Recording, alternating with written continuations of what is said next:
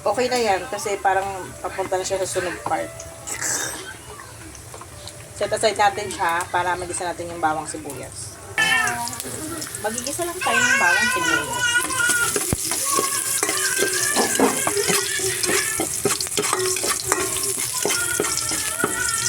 Tapos, haluan natin siya ng konting sibuyas. Siyempre, para lalasa sa baw.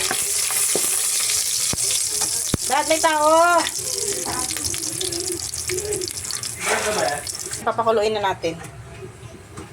Yan yung pinag-marinate. Diba? Tapos ihalo natin siya para tutulo ng konti. Tapos okay na yun. Saglit lang yung takpan.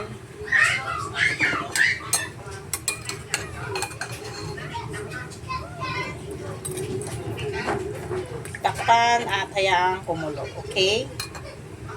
Ayan natin yung masok. Tingnan natin yung lasa.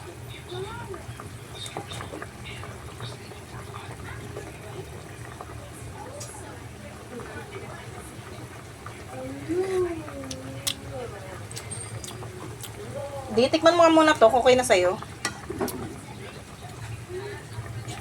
Hindi ako naglagay ng oyster sauce kasi alat. May toyo na kasi yan.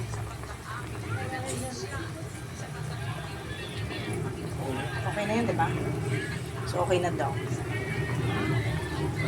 Nakain na rin kami. Pero malambot pa ba na yung bago? Hindi pa yata malambot. Naprito naman yan.